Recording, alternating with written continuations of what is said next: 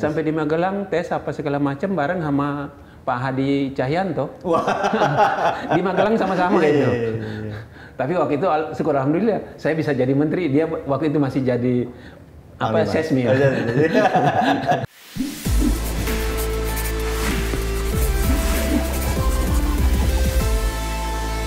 Halo Sobat Investor dan Sobat Fundamental, jumpa lagi dengan saya Mas Sirom, pemimpin redaksi IDIC Channel dalam podcast kesayangan kita The Fundamentals.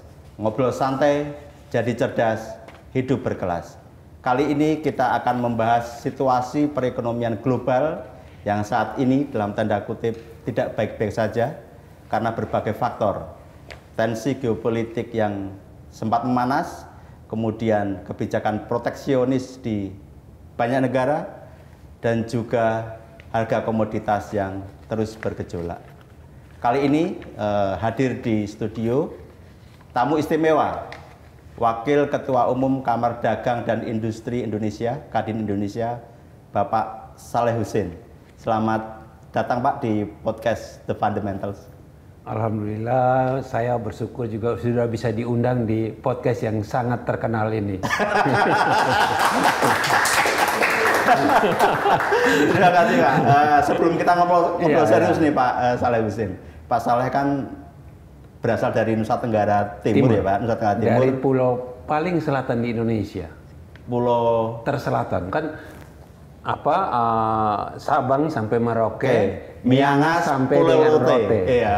Pak Saleh Husin dari sana dan berasal dari keluarga yang penuh susah. Perjuangan, gitu. Nah, mungkin kalau kita juga bicara ekonomi sekarang, baik global maupun nasional, kan juga dalam konteks yang ya sekarang agak susah gitu Pak. Mungkin Pak Saleh juga punya pengalaman dulu dalam kehidupan gitu. Betul.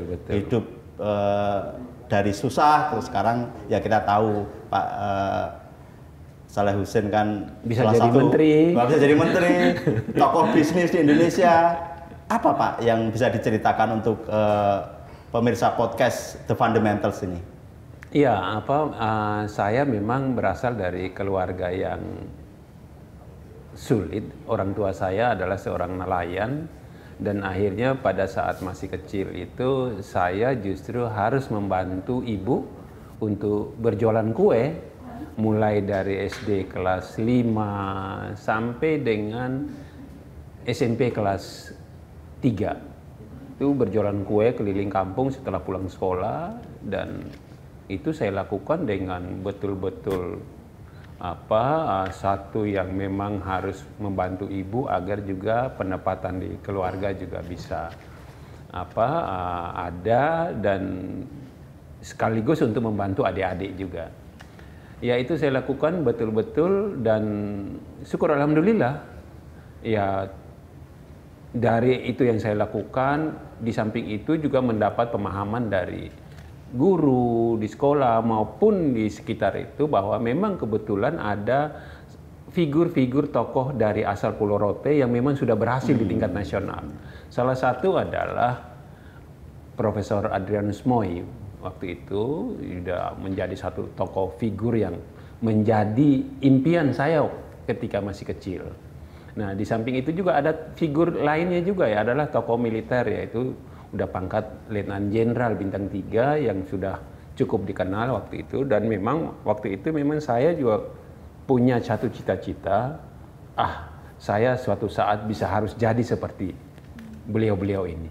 Ditambah lagi dengan figur waktu itu, kita ingat waktu itu ada Pak Jenderal M. Yusuf yang juga sangat-sangat fenomenal, sangat dikenal, dan akhirnya saya dalam hati kecil udah tertanam adalah suatu saat saya harus jadi jenderal.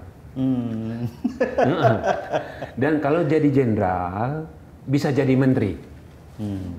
Itu impian saya ketika masih kecil, masih di bangku SD, SMP.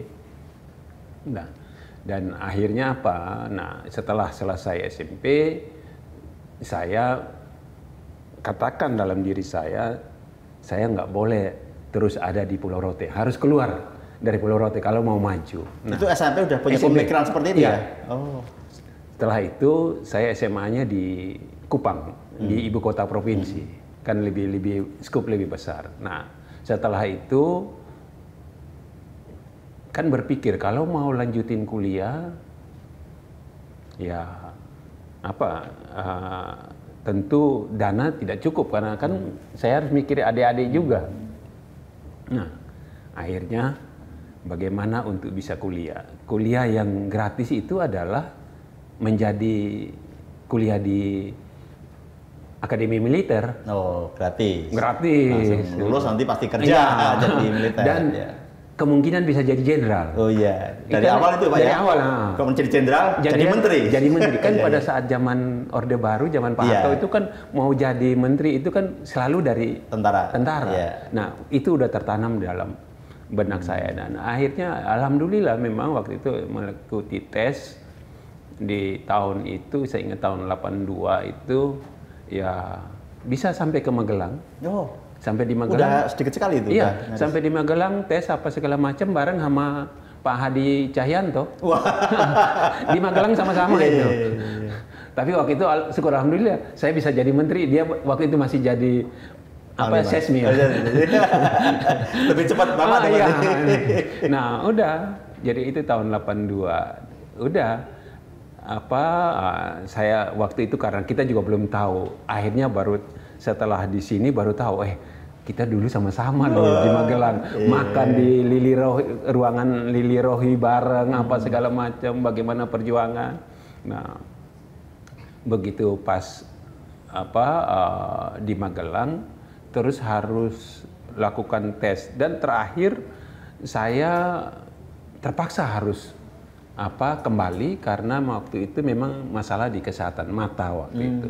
Nah, mungkin karena waktu masih kecil namanya anak-anak pesisir kan selalu olahraganya kan main di pantai terus nyebur di laut tanpa ada pakai kacamata atau alas masker apa segala macam, ya akibatnya apa? Jadi rata-rata anak pesisir ini kan matanya katarak.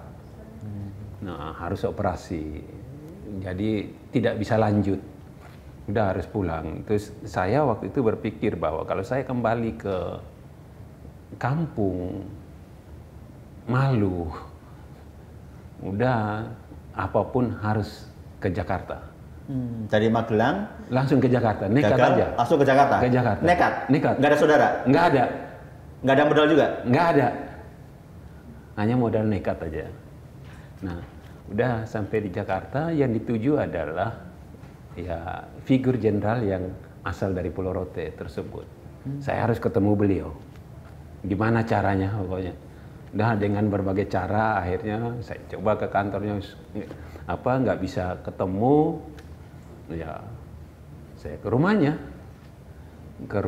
kan tunggu pasti pulang kan nggak apa-apa lah tunggu di depan, pasti kan beliau lihat wah ini figur-figur ya mohon maaf ya masih hitam dekil nih mau ngapain, tapi kan body udah body terbentuk body militer kan udah ya mungkin beliau karena dengan keluguan dengan niat yang tulus ya akhirnya kan biasa kan kalau zaman dulu itu kan seorang perwira kalau pulang ke rumah apalagi jenderal waktu itu beliau ada Danjen Akabri kan biasanya kalau di rumah pulang lapor keadaan rumah aman apa segala macam lapor kayak seperti di tentara di komando-komando kan seperti itu. Nah mungkin beliau juga lihat yang di depan ini kok tampang-tampang dekil anak NTT ini. Akhirnya mungkin nanya ke yang jaga itu siapa. Akhirnya syukur alhamdulillah. Ya akhirnya saya bisa ketemu. Saya sampaikan bahwa jenderal saya masalahnya ini di Magelang. Padahal saya pingin untuk masuk Akabri. Nah ternyata nggak bisa. Tapi saya pingin untuk tahun berikut lagi bisa masuk. Untuk itu ya kalau diperkenankan ya mungkin saya bisa numpang tinggal di rumah jenderal, terserah mau diperlakukan sebagai pembantu atau apapun nggak apa-apa, yang penting saya bisa daftar lagi tahun depan. Dan akhirnya ya mungkin karena lihat kasihan juga sih anak hitam dekil ini dari NTT dari Rote, udah kamu di sini aja sambil nunggu nanti tahun depan bisa ikut tes lagi. Ya, alhamdulillah. Nah, ketika saya diperkenankan kayak gitu, akhirnya apa? Ya tanpa disuruh, tanpa di apapun, saya tahu diri. Setiap pagi, sore, siang, ngepel, cuci piring, cuci pakaian, nyiram, itu saya lakuin. Tanpa disuruh sedikit pun. Dan saya juga memang tidak diperlakukan sebagai pembantu, tetapi begitu sore hari, ya saya keluar main, apa segala macam. Kan kebetulan pas tinggalnya pas di Menteng, daerah Menteng. Iya. Dan lingkungannya kan zaman itu tahun 80-an kan seluruh petinggi republik kan ada di situ. Akhirnya saya main dengan anak-anaknya segala macam. Udah berteman, saya alhamdulillah bisa bermain baik apa segala, saya bisa diterima dengan baik apa segala macam. Dari situlah berkembang. Jadi mulailah apa segala macam. Akhirnya tahun berikut lagi saya daftar lagi. Masuk bareng sama Boy Rafli. Oh iya. Firman, Santia Budi. Nah, itu udah bareng tuh, berangkat dari apa? 83 berarti ya? 84. Jadi saya skip setahun dulu. 84 baru daftar lagi. Berangkat ke Magelang bareng, naik bus bareng sama Boy apa segala macam. Terus dari Angkatan Darat macam-macam tuh, ada siapa-siapa aja tuh. Tapi yang dekat kebetulan itu waktu itu Boy, kebetulan dekat. Udah berangkat ke Magelang apa segala. Sampai di sana lagi, ya termasuk si siapa lagi 88 ya ini si mantan KSAU, terus ada mantan Kapolri apa segala macam. Udah hal yang sama saya alamin lagi. Mata lagi. Masalah yang sama. Udah akhirnya kembali saya berpikir bahwa mungkin garis tangan saya tidak di militer. Nah, mungkin tidak di militer. Ya udah, akhirnya saya memutuskan untuk ya harus cari alternatif lain untuk bagaimana bisa sukses. Udah mulailah kirim surat ke ibu untuk minta modal, mulai berdagang. Dengan modal 500.000 mulai berdagang apa segala macam, dan alhamdulillah bisa sukses. Di Jakarta itu ya? Ya di Jakarta. Oh, dagang apa awal-awal dulu? Ini bikin banner segitiga, bikin di C59 di Bandung, habis itu dijual di sekolah-sekolah, di Percik, di Sumbangsi, di SMA 3, dan kebetulan yang jual itu anak-anak pembesar semuanya. Yang bantu jual itu. Saya bikin misalnya 1.000 perak harganya di Bandung, saya jual 2.500. Akhirnya langsung dapat, itu udah mulai punya modal, meningkat. Hal-hal seperti itu yang saya lakuin. Jadi yang kalau saya boleh simpulkan yang paling berpengaruh satu, kemauan tadi ya. Betul. Kemauan. Betul. Terus yang kedua kerja keras. Betul. Yang ketiga jangan malu juga. Jangan malu. Iya. Terus yang ketiga jaringan. Betul, jaringan. Circle-nya top dari muda udah. Iya. Dan akhirnya udah berlangsung itu tak. Akhirnya mulai bikin usaha. Alhamdulillah bisa punya pabrik, bisa punya HPH zaman lagi top-topnya Pak Bob Hasan. Saya udah bisa punya HPH dalam usia tahun. Ya usia di bawah 30 lah. Udah punya itu apa segala macam. Nah, dari situ udah mulai meningkat. Tapi waktu itu masih belum bisa kuliah. Nah, setelah punya uang baru saya harus kuliah. Udah kuliah lah, sambil berjalan kuliah, dan alhamdulillah secara akademis itu apa segala macam saya kuliah. Dan ketika udah mulai punya dana apa segala macam, saya udah berpikir waktu itu dulu kan saya punya cita-cita untuk masuk Akabri biar jadi jenderal. Dan kalau di militer pendidikan tertinggi itu adalah Lemhanas. Akhirnya saya bilang, saya harus Lemhanas. Dan saya waktu ikut Lemhanas pada usia yang sangat muda. Sangat muda, dan alhamdulillah Lemhanas. Nah, Boy apa segala macam ini kan masih letkol apa segala macam. Saya bercanda, abang kuliah duluan, abang Lemhanas duluan ya.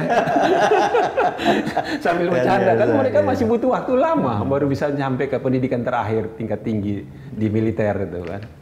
Saya Lemhanas tahun berapa tuh, 2006. Waktu itu pun juga sebelum saya terjun ke politik, saya dalam benak saya adalah saya harus bekali diri saya pendidikan yang betul-betul mumpuni sebelum nanti ketika terjun di politik, sehingga begitu masuk di politik nggak asal nabrak. Saya bekali betul-betul. Dan syukur alhamdulillah ya cukup sukses lah. Luar biasa ceritanya Pak. Tapi sebenarnya panjang, kalau saya cerita ini bisa habis waktu lama. Kadang-kadang keluar air mata saya. Iya. Tapi ceritanya luar biasa sih, dari bisa bayangin dari Pulau Rote dengan modal nekat. Bisa dan syukur alhamdulillah kalau waktu itu saya datang di Jakarta, kalau salah tempat, misalnya di daerah, saya nggak sebut nanti, bisa marah netizen. Iya. Wah, kalau misalnya di tempatnya salah gaul, gaulnya misalnya kan saya modal militernya kan ada. Iya. Kalau salah gaul, misalnya katakan, saya nggak sebutin, bisa dimarahin netizen. Iya. Di lingkungan yang beda kan bisa jadi preman. Iya benar. Modal militernya kan ada. Iya. Untung bergaul pada tempat yang tepat dan kebetulan saya juga bisa bawa diri, bisa diterima oleh mereka yang kebetulan punya lingkungan yang berpengaruh, ya akhirnya bisa eksis. Nah setelah mulai usaha apa segala macam itu, akhirnya mulai bergaul dengan para pembesar selain pengusaha-pengusaha sukses yang punya gedung sepanjang Sudirman Tamrin. Saya mulai bergaul, berteman dekat. Dan dari situ pada tahun 80-an, 90-an saya udah dekat sama pemilik-pemilik gedung yang sepanjang Sudirman Tamrin. Luar biasa. Oke, ceritanya sangat inspiratif ya. Betul.